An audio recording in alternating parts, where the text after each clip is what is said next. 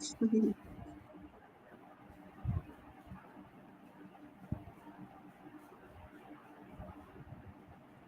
are live. All right. Good evening from Africa, dear viewers, and you're welcome to this week's episode on 3,600 Seconds with Industry Leaders, our exclusive series of weekly conversations for women, as we have been actively observing it this year since the start of March 2025. It's gradually coming to an end, but we are not ending just like that. We want to end it on a most insightful note, a conversation on personal finance tonight. I'm your host, Patience, of course, as usual, Patience Abili, and I am here with my amazing co-host, Marcia Batarampai. Together, we are thrilled to introduce our guest, our special guest tonight, an expert personal finance planner in the person of Coach Tobere Olumoye. Coach T, as she's fondly known by us in this part of Africa, is dedicated to empowering individuals, especially African women, to achieve financial independence. In the course of our conversation today, so much light will be shed on practical strategies for women to create personalized financial plan for themselves, overcome their common financial obstacles, and saving strategies, and mindset shifts for achieving financial freedom. Because you see that mindset shift thing, we need serious deliverance from it. Oh yes, we do. So you are welcome to our LinkedIn Live, Coach T. We are so happy to have you here with us tonight. Thank you. Thank you so much. It's such an honor to be here with you, Patience. Thanks a lot. And Marcia, good to see You're you. welcome. Good evening, Yes, everyone. I'm happy. You will. Very well. All right, so Coach T, we are really curious. We want to know. Everyone wants to know the legendary Coach Tobere. We really want to know. Yes, you know you're legendary, of course. We want to know what inspired you to become a personal finance planning expert. Oh, okay. So thanks, Patience. Again, once again, good evening, everyone. And to all the women out there, it's our month, yeah? It's still International Women's Month. Happy International Women's Month to you. You know, women, we don't do things day by day. We take the whole month. And if we're not careful, we take the year as well, and we don't mind. Of course. I used to be a I used to be a banker, and I was a banker for a long time. Then towards the end of my banking career, I got exposed to financial planning, and I didn't believe what I was saying. It didn't make sense to me that someone who had been a banker for years, for well over a decade, was failing woefully in personal finance. It didn't make any sense to me. So I got exposed to financial planning. I became a financial planner for my former organization. And in the course of offering financial planning advisory services to clients, I realized it wasn't going to work. I couldn't do I couldn't do what my spirit yearned for. I couldn't do what I felt like I had been given an assignment, and I knew I couldn't do it within the confines of the organization, which meant I had to play by certain rules. I knew that the message was too important. The message was too powerful to be done within the confines of an institution. I needed to hit the marketplace. I needed to hit the streets. It was a crisis. I understood it to be a crisis. I understood the fact that poverty had not only become weaponized, it had become the real pandemic. Our world is in a poverty crisis. We have a few rich people, but we have more poor people. And the rate at which we're going, more poor people were going to be born. That passion, that's it. I'm not sure it was just passion.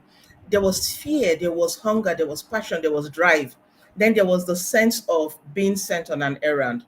All of those culminated in my quitting my job. I resigned from paid employment in okay. So I put in my resignation in January, but my last day of work was February 2019. That was when I eventually left banking as a financial planner and then faced the streets with financial planning. So since then, I've been all over the place, yelling, screaming, shouting, preaching, begging, anything just to tell people that we have a crisis with our finances and we need to pay attention. So that's it in a nutshell how I came to be here today. Wow, this is awesome. Talking about one being born to do something. And from what I've heard some time ago, when your passion comes calling, no matter what you do, you won't be able to sleep at night until you answer it. Absolutely. So we really thank you for heeding that voice within you because the whole world is practically benefiting from it. Both those who have met you and those who are yet to meet you. All right. So, when it comes to empowering women, especially in this African or Black community and context, when it comes to empowering them to achieve financial independence, it really drives you. I think okay, so I'm going to be very blunt, and this is a live, so I'll say it as it is. If you know me very well, I do not pull my punches. I'll say it. In Nigeria, we say it's basbos. We give it to you, hot, hot. Um, Is I'm, that I'm going I'm going to say this with every with every sense of respect for the women folk. Women are simply pulling their punches. They are not doing enough. They're punching way below their weight, and that's fact. A typical family, let me just give you a typical family, and I'm going to use Nigeria for reference, would have a man, woman, and children, a family that is blessed with children. Sometimes they have father of the not say father of the bride, father of the woman, mother of the woman, siblings of the woman. Then you have parents. Okay, so let me just say parents of the man, siblings of the man.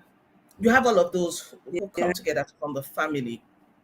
Most hmm, times, the man at the core of it in a typical traditional African family, most times, and this is where we have God fearing men who are earning and are doing what they ought to do as men and are blessed hmm, with a sense, with a livelihood. Those men work, they earn a lot of money, or not so much money, or very little money, but they work, they bring something home. That's the bread. They win the bread. They bring it home to the woman. The woman tries to see what she can do with the money. And then somehow it's never enough because it's not just the wife and the children. There's also the primary family, the parents, the siblings, relations, everybody, they're all dragging that little money, right? And this man also wants yeah, to build a future. He's struggling to come out of the poverty bracket. Now, here's a kicker: patience. Most times, in all of that struggle, the pressure becomes so much, the man just dies. Most times, he just dies. They develop high blood pressure, they develop complications, they are unable to cope. If they are lucky, they get hmm, into retirement, but they don't stay long in retirement. They don't enjoy their old age. They are under immense pressure and then they die. Sometimes hmm, they wait till they are in retirement before dying, but many times they go before the children are done with school. They go before they've built any kind of legacy for the family. They go before they've built a home for the family. They just go. And then what happens? That buck moves to the woman's table, and then she has to do the work. Most times, the women are ill prepared for this. But the woman is resilient. The woman has the capacity to nurture. Women have the ability to dust themselves, stand up after crying, they wash their faces, they dust themselves, they put the baby on their back, they put the other one to the breast, they hold one under the armpit, they put the table on the street, and they're selling the pepper, they're selling the tomatoes. Somehow they're able to grind. But here's the thing: they didn't need to get to that level. The man earned while he was alive. While he was alive, the woman could have earned as well. The family could have done better. The parents did not need to stress their son. The woman's parents did not also need to stress the man. Sometimes both of them even die. The can become too much. And then the children are now steeped in poverty. Then the vicious cycle starts. It is this vicious cycle, this unfairness of a man or a woman going through so much to earn, to raise a family, and then being unable to cater to the family, to relax in his retirement and just chill. It is that pain that drives me. And it is that pain transferred to the woman who has to go through the whole horror of not being able to grieve the husband because you see, you can't grieve when there's no money. You have to get up and get going.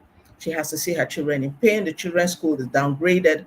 All of that is what drives me. And that's what makes me say, woman, wake up. It's time to, not, well, you can accelerate action if you have even taken action. It's time to take action. It's time to do better. And I do believe, believe me, if women mean to, they conquer, they do anything they can.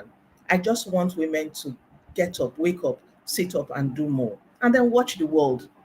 Just watch the world come and bow and say, wow, what a woman. That's what drives me for the women. Mm.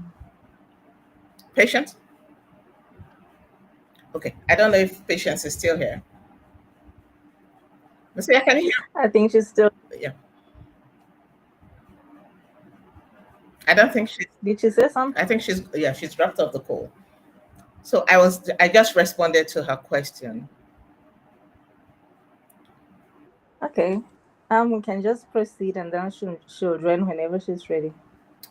So, what are the most common obstacles that we face as women concerning the financial literacy, and how can we avoid those obstacles in your experience? So for me, the primary obstacle is the mind. I think many women do not. So it all comes from the mind, right? Because I would say number one is the mindset. Number two is the knowledge, the financial literacy. But everything starts with the mind. Many women, Mhm. like I said at the beginning, they punch below their weight. They don't. Many women do not believe that they were designed to be financially buoyant. They don't believe it. Most women, and you can do this. You can check with your within your own space. Do your own research. You'll find that most women just want to relax. They okay want to just build a home, have some money, let the man provide, just relax. They don't believe they can push for more. They don't believe they are made for more. They believe that, in fact, there's this innate fear of going for what if they go and they fail? What if they go and they are seen to be doing too much?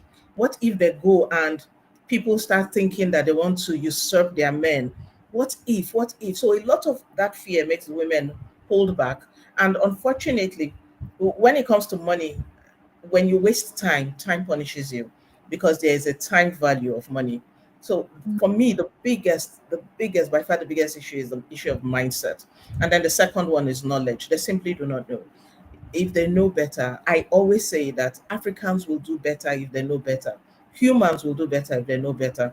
Many women do not know. They lack financial literacy. I mean, it's not taught in schools anyway, so they don't know. They are not exposed to the solutions. They are not exposed to. They are not even aware that some of the problems they have their roots in lack of financial knowledge. They don't know. So for me, the two biggest issues will be mindset and lack of knowledge. Those will be my two biggest issues. How then do we overcome those issues? As Oh, we, yeah. yeah, so it's the what I'm doing, financial literacy campaigns. We need to go out there, we need to put the word out there, we need to let women know that they can be more, they were made for more, they can. So in the case where a woman has a man, because nowadays not all women have the support of the man, but in a case where a woman has a man, they can work together and shorten the financial financial freedom gap. It can be made a lot shorter. And then, so they both need to learn. The woman cannot learn alone. She needs to drag the man to learn with her. She needs to drag the family members to learn with her. So, because everything starts from the mind. So, once they have accepted it, once their mindset is reformed and renewed, the next thing is knowledge. They need to learn, they need to know. And of course, the third thing will be to implement. After you have accepted that there's work to be done and you start to learn about how to do the work, the next thing is to actually do the work. There are solutions out there. Getting the solutions is a lot easier. Okay, so once you've accepted that, hey, I'll give a good example. As a woman, if I had been in the dark, in quotes, about financial freedom, the minute I come to the realization that, hey, I can be more, I can do more, I don't want my family to go through this anymore. That's a mindset shift. I have decided. The next thing is, okay, I'm going to go out there. I want to get all the information I can get. I want to learn about financial literacy. I want to learn how money works. I want to start taking action. I want to earn more. I want to invest more. I want to take more risks. I now know I want to learn that I go out there and I learn. The next thing is I want to implement. What do I begin to do? Okay, I need to get a job or I need to start a business. I need to volunteer. I need to sell. I need to earn. Then start the implementation. After I've learned, I'm not going to spend time again over analyzing. It's time to get up and get out there and do the work. Then the earning starts because you have the knowledge. You know where the money will go once you receive it. You know how the money will be distributed. And I think the minute women begin to take action, the difference will be visible. Yeah, really wonderful, Tabor. So, even though we lack knowledge, but through people like you, I guess you've started, I should say, through people who are passionate about financial literacy like you. Do you have any success story where you can say this is how I helped so and so individuals or even group that you can Oh, talk about? oh, I have lots, lots of success stories. My family is a success story. I am a success story. I have a community of success stories. I have people. My mailbox. In fact, sometime last year, I think after this is 2025 now. So I think 2 years ago, I was tired. I was just tired. I really because I'm doing this all day, all night. I'm constantly out there talking. I said, you know what? I need to take a break. I'm tired. I've done enough. Let me pause. Let others. I've spread the message, and then someone sent me a message that she saw. She attended a training. I where I was a facilitator, and she just wants to say to me that because of that message, she has the courage to go on. That the truth was she was ready to end it all. She was tired. She was ready to end it all. She didn't think she could come out of debt. She was a disgrace to her family. She did a long write up. I received that message about 3 o'clock. I woke up to use the bathroom, and the notification dropped as I got up. And I was like, who's sending me a message at this time? I couldn't go back to sleep because it became clear to me that it wasn't about me. It wasn't about whether I was tired. There is Okay. someone out there whose life can be saved by that message you are withholding. And I realized that I hadn't even started. Now I have gone ahead to write books. I have tons of testimonials. I have people out there who have saved their finances because they made one right decision. I have families who have said, "Oh, Topori, thank you because what you taught me has made me make better decisions for my children. My children are in a better place." I have women who are now earning. They didn't know they could earn. I have women who have said, "Oh, if I can't get a job, I cannot make money." But now they are making money. They are supporting their husbands. And then I have the men who say, "I don't know what you are doing to my wife, but she is a better wife today. She's making sense. She's Wow. talking about money. She's confident. I believe I can talk to her now." I now see that I have a partner. Before now, I couldn't discuss with her because she just couldn't understand. But now she's the one bringing investment ideas to me. We are discussing like a team. Oh, the success stories abound. There are so many of them. I have even grown a community of people. I'm always out there. So there really are quite a number of success stories. Yes. Wow. How does it feel when you see somebody's life changed because of your work? It feels fulfilling, but it's also scary. It's Mhm. scary because there's the aspect that says, "Oh my goodness, wow." So if I hadn't taken action, if I hadn't had, if I hadn't if I hadn't quit my job, if I hadn't taken action, if I hadn't gone on that stage, if I had been too afraid, all of these people would not have been impacted. So there's that feeling. It's a very humbling experience. Yes, I'm happy. I wish more and more people would do what I'm doing. I wish more people would be impacted so that we don't lose time. But a part of me is also very very I think very humbled that this is an enormous responsibility placed on me. I do not take it for granted at all. but I am humbled that I was chosen as a vessel to do this. It's quite a mind grounding experience. So it's two ways. I am happy, I'm pleased, I am excited, but I am also very humbled. Yes. Yeah. You're really doing an amazing work, Tabore.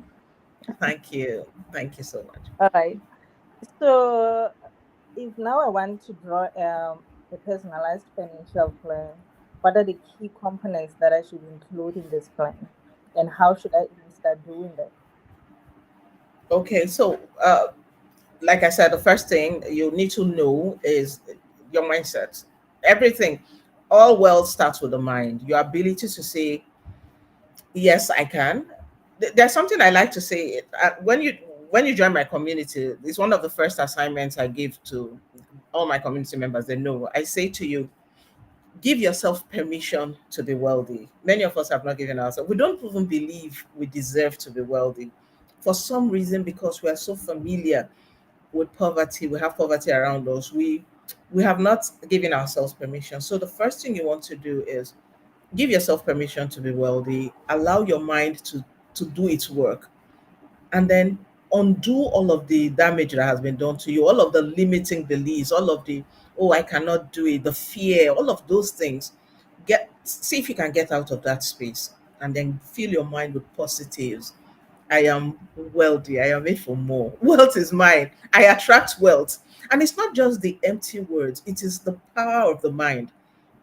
I was having a conversation with my husband some weeks ago. We needed to get something, we needed to acquire an asset. And he said, oh, unfortunately, I don't have the money to do it. We will not be able to get it. And I said, why are you saying that? Why are you saying you don't have the money? The money exists, it's just not with you yet. So you need to attract it. He said, I don't know, attract what? The money does not exist, it does not. And I said, no. You tell you need your mind has to get into that space where it says, bring the money to me. I need this money, I need it. Then you watch your mind go to work. He said, me, I don't know. And he said to me, I don't know how to do that one. I said, okay, watch what's going to happen. So I told him, how much is the money? He called it. And I said, okay, we will get this money within the next couple of weeks. He said, from where? I said, from the universe. It's the universe is abundant. So that's just a drop in the capacity of the universe. He said, yes, he knows all that. But how exactly will the money come? I said, look, put that amount in front of your face and then chase it. Just watch it. Watch what will happen. So we put that amount, and I told him to watch me. I'm not kidding you. In 2 days, I got that money. Why did I get the money? Because I started attracting the the what's the word now? It's a law of attraction. I started attracting the solutions that required the problems that required my solution. I started looking out for them. It's not theory. It's something like, okay, I saw someone's post and I said, oh, hey, I can do this for you. My fee is this. I said, oh, are you serious? Before now, I wouldn't even have gone to the person to say anything. I would have just, I'm not looking for more work. But because I knew I was chasing a number, I, I divided that number into bits, and I saw something that looked like a solution for me. I went to the person, I said, oh, I can do this. And we negotiated the price. They paid me half of the money. I repeated the process, and that's how I got the money. And I brought it to him. I said, the money is here. He said, how? Where did you get the money from? I said, I attracted it. I told you. Speak it, believe it. So that's the first thing you want to do. You want to get into that space. And anytime you're saying, oh, it's not real, it's not possible, you're still in the other space. You need to come out of there and believe it. The next thing you want to do is to fix your budget. You need to have a budget. Today, I put up a post on social media. I haven't put it on LinkedIn yet. I put it on my other social media handles where I talked about how we budget wrongly. Before you can talk about a financial plan, your budget has to be on point. Unfortunately, what many of us think is budgeting is just a breakdown of our expenses. No, your budget has many components. The first most important component of your budget is your income. So you need to budget the income. You need to give yourself income targets. You need to be able to say, oh, for me to break out of where I am to where I'm going, this is how much I need. For me to have the retirement of my dreams, this is how much I need to put aside every month. For me to get that new asset, this is how much I need to put aside. How am I going to get the money? All of that comes under the income. Then once you've made money, the first thing you want to do is to keep money for emergencies, for savings, for investments, All of this is in the budget. So you're doing income, you're doing savings and investments. Then and only then, after you have taken all of those monies out, then and only then is the balance available for spending. So your budget is the first step of your financial plan. Every financial plan also has a children's education plan. For those who plan to have children, you need to have a plan for paying their fees. And that plan has a risk component. What does that mean? It means when planning for your children's education, don't plan with just investments. Because if life happens and you are no longer there, that child should still be able to go to school. And that's what your children's education plan does. It covers all of the elements, how to make money, how to keep a child at school, the best combination of solutions and so on. So we have the budget, number one. We have number two, children's education plan. Number three is a risk plan. A risk plan is part of your financial plan. The risk plan basically says, what do I have that cannot be lost? Everything we own, everything can be lost. We can even lose our lives. We can lose our sense of reasoning. We can lose our health. We can lose everything. We can lose the houses we've built, meaning that there is a risk of loss. Now, that risk has to be planned. That's where you have insurance, that's where you have assets that protect against loss. That's where you even have your fire extinguishers in your homes. All of those things are under the risk plan. So, a financial plan has a risk plan component. Your financial plan also has an investment plan. You cannot make all of this money by yourself. Your money has to work for you. Your assets have to work for you. Your resources, your capital all have to work for you. That all of that is under the investment plan. Your financial, we've talked about the budget, the children's education plan, the risk plan, the investment plan. Your financial plan also has an estate and legacy plan. Someday, all of us are going to live here. We're going to leave this world. The quality of life we leave behind after we've left, the orderliness of what we leave behind is dependent on how well we plan our estates. I also like to say you need to leave a legacy behind. And many of Mhm. us, especially as Africans, we cannot trace our ancestry beyond two generations. And I think it's pathetic. Most Caucasians can trace their ancestries to the 15th generation. They can tell you, oh, I am a descendant from the year 15 AD down to date. They can trace it. But in Africa, most of what we have is lost because the legacy plans are not really clear. So I under your financial plan, there's estate and legacy plan as well. Then there's a retirement plan because the days are coming when you will no longer be able to work as you currently are. You'll be old and frail. There has to Mhm. be a plan for that retirement. Remember what I said at the beginning about how people just work hard. When it's time to retire, they pass on. I think it's tragic. And most times that happens because they don't have clear retirement plans. Beyond the money in your retirement, beyond the money you will spend in your retirement, you also need to have an activity plan for your retirement. What will you be doing when you become old? How do you plan to live your day-to-day lives? And of course, the cost of living, being alive for a long time has to be planned. Okay, so all of those things fall under your retirement plan. And then the last element on the financial plan is your streams of income plan. How do you make more money from what you have, the assets you have? Many people make money from only one or two ways, and that's risky. There are many ways to make money. Your streams of income plan puts all of those ways together and formulates a plan that you can follow to make more money. So all of these elements together. And if you're abroad, if you're in a place that has a very strong tax regime, then you need to have a clear tax plan. It typically will fall under your budget and your investment plan. Okay. So your budget, children's education, risk planning, investment planning, assets and legacy, retirement, streams of income plan, all of these together form your financial plan. Wow, a very clear financial plan. Wow. I've learned so much in just these few minutes that I've been with you here. Thank you. I can imagine the people whom you spend your time with, how much they are having um fruitful encounters with you. Yes. Wow. Having fire extinguisher. Wow. Yeah, it's part of your risk plan. Eh? Wow. Yes. Such an eye opener for me. All right. So then, Yeah.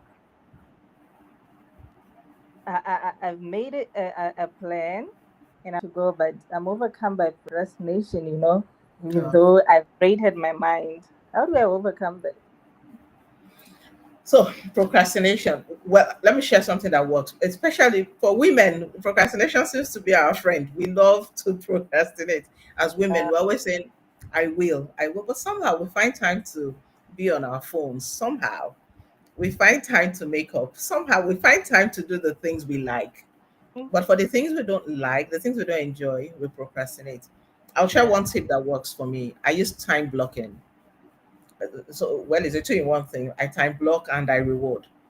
For instance, if I have to do, let me say one activity that I don't particularly like doing. I don't like writing. I'm a speaker. I love to talk. I'd rather say 1,000 words than write a sentence. But I have to write in the course of doing my work. So what do? I time block, and I say, okay, I have to I have to send an email. That's writing. I don't like writing, but I have to also make a call to a family member today. I have to make call a client who has promised to make payment. So that's a pleasant chore. But I will not call that client. I will not collect money until I have written the email. So I have tied two things: an unpleasant task with a pleasant task. I can say something like, I'm not leaving this house today until I have sent all my sales reports. I have done all of my sales calls for the day. And I have to put a time limit. Sometimes I'll say, I will sit in this chair. This is my office. I will sit in this chair. I'm not getting up. I'm not eating. I'm not doing it. I'm not using the bathroom until I have done this task. And I have only 15 minutes to do it. So I do high intensity work. In 15 minutes, I get all of the work done. Then I get up to do other things. That helps me. And of course, I always have a plan for the day. At the end of every day, I do what I call my daily report. Before I sleep, I do an evaluation of how much money I made for the day, how much I achieved, percentage of my goals for the day I met. I do all of that. With time, it becomes a lot easier. There are not many anyway. At the beginning of every day, you have three major things you want to achieve. But before you sleep, you're asking yourself, did I achieve the three major things? Did I achieve the other seven minor tasks? Did I make the money I was supposed to make? Did I get new clients? Those simple things, just you check them off. Now, because I know I'm going to do that exercise at the end of the day, I ensure that during the day, I try to tick them off. I try to check them off before the day even starts. For many of you, you are still asleep at 6 a.m. At 6 a.m., I've done my marketing calls for the day. I've sent out my marketing materials. So I start the day very early and I push out all of those tasks that are quite stressful to me. I push them out. Then I get on with the other tasks for the day. So that's what I do to beat procrastination because I Yeah. procrastinate a lot. The time we spend on our phone scrolling. Oh, Yeah. I see that very can true. be. Oh, yeah, yeah, yeah. It's a very wonderful tip that you've pointed out there. True. Um, but now I'm so much attracted to debt or loans. How do I rid my mind from that? How do you remove your mind from? Debt, loans, such. Oh. Also, it's a plan. It comes with your financial plan. So, like I said, what I described earlier was the typical financial plan. But when you sit with a financial planner, you have goals. There, if you have debt that is untidy, it becomes the first thing because you need to free up that money for investment. You need to free up that money for other things. So you need to have a plan to come out of debt. One easy way, well, it's not really easy, but one way that helps is to earn more money. And there are many ways to earn nowadays. It's no longer like before where you have to have a job or have a lot of money to set up a business. Now you can earn money from many things. For instance, someone like you can be a speaker. Speaking fees are some of the sweetest fees to earn. For instance, during this month of International Women's Month, organizations were looking for women who could speak on topics that were salient topics. You can reach out to those organizations. It can be anything. It can be as little as $100, it could be $200, it could be $1,000, it could be anything, but it's income. It comes to you. And as you speak more, people can pay you more. If you have products to sell, when you speak, you talk about your products, people patronize you. So you say that you're earning money outside of your core activities. You can also make money from digital products. The way the world is wired now, it's a lot easier to make money. So if you are in debt, you can restructure the debt. You can find out, depends on the nature of the debt, the interest rates, the lender, the tenor, all of those have to be factored in. Your financial planner will sit with you and create a debt repayment plan.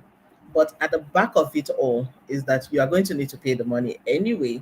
And most times you may need to earn more or restructure your earnings to be able to fit in. But yes, debt repayment is critical so that you free up money for other things. Except of course the debt is good debt where you use the money for a business and the business is servicing the debt. That's different. But if it's personal loan, which is usually the problem, then you may need to earn more. Very understandable. Thank you. Um, in your opinion or in your experience, is there a difference between the marginalized families or households and the wealthier households in terms of managing their finances? Oh no, it's the same. It's really not a function of wealth. In fact, I know people who are very wealthy and are horrible with their finances. They have zero financial literacy, zero financial discipline, zero. They don't. They just have a lot of money, and so money flows out of their hand very rapidly too. In fact, those are the people who are most at risk because if for any reason there is no money, the family can hardly survive. They struggle to adjust to a lower income lifestyle. And the same thing with the poor. We'll have people who do not have the means and yet live as though they have. So Mm. financial freedom, financial literacy, financial awareness is not really a function of in fact, it's not a function of wealth at all, in my experience. It's something that plagues the rich, the poor, and all. We all have to acquire financial literacy. Absolutely. Yeah. What role does it play in achieving financial freedom, financial independence? You've already highlighted that you can be wealthy, yet you are with zero the next time because of the poor management of your finances. Yeah. So financial literacy is the critical thing. You need to know, you need to learn.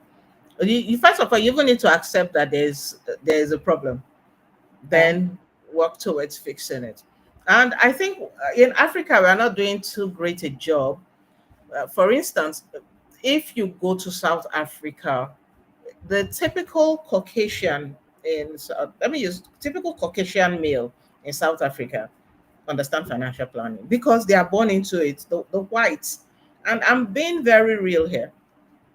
The whites, typical white families have financial plans already, and I'm not talking about the lower income whites. If we say par for par, the middle class, the typical Mm. middle class white folk already have a plan. Yes, there's a plan. In fact, the children are born into financial plans. So as at the time so the man has a financial plan. He gets married to a woman who has a financial plan. They come together. They have a family financial plan. In the family financial plan, they have already planned, oh, we're going to have so and so number of children. They're going to attend so and so schools. We're going to have so and so fund for these children before the children are born. So by the time Mm. the child is born into an existing structure and it just flows easier. Remember that the financial plan has provided for losses, for risk. So they've already planned that, oh, if this doesn't happen, this will happen. Oh, if I die during childbirth, there's already life insurance, there's already some form of. So the child comes in, yes, there's no mother, but there's money. It makes life a bit easier. Oh, there's no father, but somehow there's provision. So the man may not be there, but he has provided. So that child, you cannot compare with the child of someone who just goes, oh, let's just marry. We love each other. Let's marry. Let's just, as God blesses us with the children, we will just be doing it as we are going. The difference is clear. And that's what we do. Most blacks, that's what we do. And as a continent, we need to now very deliberately say we want to plan. See, with a financial plan, if you want to have 10 children, it's fine. If you want to have one child, it's fine. If you want to marry, it's fine. If you don't want to marry, it's fine. But have a plan. Whatever it is that you have decided to do, have a plan. It makes life a lot easier, not just for you, for the generations to come. Yeah. Yeah. Really wonderful. I'm just Thank, astounded listening to you right now. thank you. All right. I'm glad to- Then how do we stay motivated and accountable while still in our financial journey? Oh, I think you work with people of like mind, work with people who are on the same journey with you. For goodness sake, don't associate with people who have not come out of their low mindset. I'll give an example, and this is very common. When women I work with decide, so maybe they attend a training I do or a workshop, and they say, "Oh, I want to start my financial journey. I want to set up my financial plan. I want to sign up with you." And they come, they sign up, and they're so excited. We want to start. Oh my goodness, I'm ready. Oh, I didn't know I could do this. Oh, I didn't know I could make money from this. Then they go home and discuss with their husbands who have not attained that awareness. They don't even have any idea. And the man say, "Ah, for what? What are you paying somebody for? No need. Don't bother. It's a waste of money. Don't worry. Bring the money. I will help you." Because they don't know. So you need to ensure that the people you associate with are also exposed with you. Ensure that on this journey, because it's a lonely journey, it's not a fun journey. It's money, it's work. Ensure that the people you surround yourself with are people who, so two sets of people who are on the same journey with you, and then those who have attained where you are headed, people who have achieved it. So let's say you want to go on an investment journey. You want to work with people who are already investors, people who have experienced what you are experiencing. You also want to work with people who are on the journey with you. You don't want to associate with only the very wealthy people, because you will get discouraged. You want to work with people who are also growing, but it's important you have those who are ahead of you to encourage you, to spur you, and to motivate you. Then to inspire you, those with you will motivate you to say, okay, we can do this. Then it's good to also reward yourself. And say, oh my goodness, tap yourself on the back and say, well done. Have an accountability partner that says, well done. I got a report from one of my clients tonight, and she started two things we had put on the goal for her to do this year. I had thought she was going to do the second one in Q2, so from April to June. But she sent me a message that she has already implemented. I was so excited. And I said, wow, well done. You're a sharp, sharp girl. You're doing so well. I was really impressed. And I told her, well done. She was so excited. She said, thank you, coach.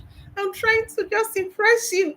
So it helps when you have people who cheer you on, people who say well done to you on the journey, because if you don't have them, you can get disinterested. And for goodness sake, avoid people who will discourage you. Avoid people who are poorer than you in the mind. Avoid them, because they will drag you down. They're the ones Yeah. that will say, ah, what are you saving money for? Bring money, let's enjoy life. After all, nobody knows tomorrow. So you don't need those kind of people around Yeah. you. What I also picked up while you were still deliberating on that is that um, if we have some workshops or campaigns, it is important for people with partners to go with them, I think, so that we Absolutely. have the same mind, yeah, so that it doesn't become a burden for one to explain to another that this is how now we are going to do things. All right. Absolutely. So how then do we can balance the short-term goals and the long-term goals? How do we balance our goals? Yeah, so what I always encourage you, and in the plan you will see it. So typically, a typical financial plan, you don't want to make it too long. You will typically have short to medium term, but some goals will fall into the long term. For example, your retirement goals. Retirement goals will always be long term, but they also have the short term component. For instance, if you are going to be retiring in say 20 years, but you are contributing month on month. So the short term goal is to ensure that you have those contributions. The long term goal is to retire in 20 years. Uh, s- uh, there has to be that balance. You also want to have liquidity in your short-term goals. So some people are what we call asset rich and cash poor. So because they are so fixated on their long-term goals. Oh, I want to have a house. I want to build a house. I want to own property abroad. I want to buy land. I want to build a multi-million dollar factory. They are so fixated on that. And then they start pushing resources to those goals, forgetting that they will eat, they will pay medical bills, they will pay rent in the short term, they will pay children's school fees, they will buy clothes, they will take care of themselves. In your financial plan, you must ensure that your short term goals do not suffer on the altar. You don't sacrifice them on the altar of your long term goals. But conversely, some people are so fixated on, I need to survive today. I need to survive today. Don't tell me about 10 years. Let me survive. Let me eat today first. We'll talk about 10 years later. And in doing so, they punish their future self because if you are not planning for the 10 years, you will be alive in 10 years and then you will be punished for not planning for it. So at every point in time, for every $100, ensure that in the $100 there's a short-term solution and a long-term solution. Even if it is $10 you are putting aside every month, even if, ensure that something is going towards a long-term goal. Then as you are putting towards the long term, ensure something is going for the short-term goals as well. Hmm. Wow, really insightful. Any books that you can recommend that we read, programs to watch that can teach about financial literacy? Okay, yeah. So we have the typical books that we are all familiar with. So, I mean, if you have any knowledge of financial literacy at all, we have the usual ones, which I can always recommend. That's the Richest Man in Babylon, Rich Dad Poor Dad. Those are the standard ones. But I have also written several books as suitable for our audience, the Nigerian African audience, more relatable stuff. I'm always writing. I even wrote one on Valentine's Day while the rest of you were doing love. I was writing a book. I write several books. Then I have videos on my YouTube channel that people can watch. As you read foreign books, you also read books by Nigerians or Africans that are more relatable because some things that happen in the US do not apply to us here. Some of their problems are first world problems. We can't relate.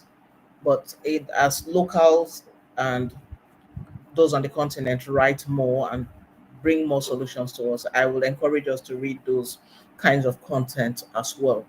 But one book I would like anybody any day to start with, if you haven't started, is The Richest Man in Babylon. It is such a fantastic book.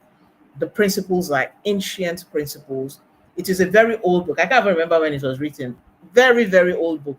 But the principles hold true till this day. It's a good book to start with and then watch video. But also be careful of the content you consume, right? Because you can get overwhelmed.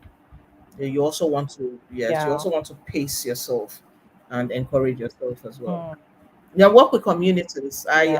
I do a lot of community stuff. Where people come together, we learn together, we encourage ourselves. Like in February, we had what we call the Frugal February Challenge in my community, where everybody deprived themselves of something. We had Mm. accountability partners, and it was such a beautiful thing to do. And then people share their stories. You will be, if you hear some people's story, you will know that you have been blessed. We had a community member who came to share with us how he has been blind for years and is able to achieve a lot. In fact, when he finished with us, everybody was like, with my two eyes working, what have I done? So you say Yeah. that you are blessed. Yeah, you may not know how blessed you are until you hear someone else's story and then you are Yeah. inspired. So communities are great places to also Yeah. be. We really need such inspirations. Yes, we do. Yeah. So, what are the key elements to consider when looking for investments? Your investment journey can be quite an interesting one. There are many things to consider. You want to look at where you are, what you are investing for. You, I mean, when it comes to investment classifications, there are so many things you are looking at. Like I said earlier, liquidity and solvency. You want to look at in my investment portfolio, Do I have things that have short term tenors? Do I have long tenor, medium term tenors? You also want to look at the classes of investment. Is my portfolio such that everything seems to be skewed towards a particular kind of investment? For instance, some people, if you look at their entire portfolio, is just cash. They only have money in cash, money sitting in bank accounts. So all of the money is in liquid form. They don't have anything in the what we call the physical forms of investment. They don't have real estate. They don't have tangible investments. Everything is pure cash. Then some people have all of their investments in land. They don't have any other kind of investment. So you want to look at different investment classes. Again, it's a function of how much money you have, which is why in your budget you must ensure that you are putting money aside for investment. You also want to look at investments that are traditional or modern. You want to play in you as much as possible. You want your portfolio to be as diversified as possible. You also want to look at, oh, do I have investments that have the ownership form of the investment? Am I a direct owner of this investment, or am I an indirect owner? For instance, if I own property, I'm a direct owner. But when I have shares in mutual funds, I'm an indirect owner, and so on and so forth. Those are the different things you want to consider. Then, of course, you are looking at the risk, how risky the portfolio, that investment.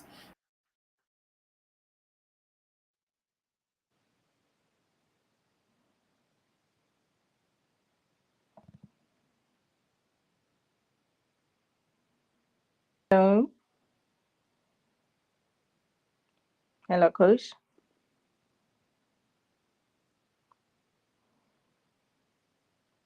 Oh, wow, the network seems to be jealous while we're having this fruitful conversation with Coach Tabara. So, a beautiful audience, you've heard from her so many things that we've gained today, considering the financial literacy. If you really want to get in touch with Coach Tabore, you can reach her on LinkedIn, connect with her on Instagram, even on Facebook, where you can continue the conversation with her to really gain this wonderful and insightful knowledge that we need as women, as individuals. It's really been wonderful. I just hope my host and guest will come back. But even if they don't, it was really wonderful to have you here with us in this session. And I hope we are going to start acting responsibly in terms of financial mind. It was really wonderful. Indeed, it was really wonderful. I wish I could get your views, your comments. I really want to engage with you, to share what you've learned here. I'd really want to see that, to hear that. Or even some testimonies after this episode. This is what happened after I watched Coach Tabore. These are the plans that I made, the investments that I want to consider, and everything that is of importance.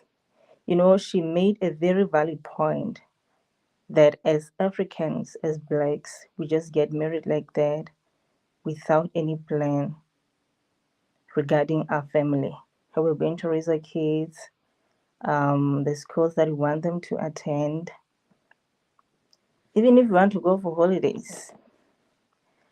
As Africans, you find that we're just concerned about the marriage, but not really the financial aspects that are embedded in the marriage. And I found that to be really significant that to our financial management in marriages. For those people who have not committed yet in relationships, then it is important to start talking about that. Hey, how are you going to manage this? How are you going to go through this? before buying a car, before buying a house, what plans do we have? I think I've gained so much here, and I hope you have as well. Financial literacy is really of importance. Even if you want to further your education, but now you're stuck because you have no financial assistance. But if you really are planning everything accordingly, then you should not be bound by financial stress. You know, when you want to do something and now you have a financial constraint, it is really not a good feeling. You know, I've been there. It really isn't at all. So it is important to attain and achieve financial literacy. I think so. I think you should start thinking about drawing those plans. You should start thinking about consulting with the bankers, having financial literacy conversation, engaging with people whom you share the same mind. That's what Coach Deborah said, that you should engage with people whom you have the same mind, because you don't want people who are going to hold you back. You don't want anyone to be of hindrance. And we really need to achieve financial liberty. We need to be free. We don't want to be held back by debt, by lack of finances. So it is really important to keep in touch with people like Coach Deborah, to read the financial articles, the books. And like she pointed out, you should then not overwhelm yourself with too much information, because then you may be discouraged. You think, oh my goodness, I don't have this, I don't have that. But just have enough information to make important decisions, financial decisions. Yes.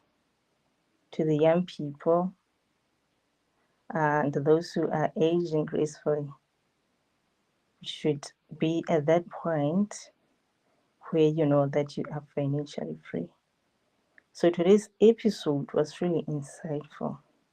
Hope we're going to make tremendous changes in our financial choices.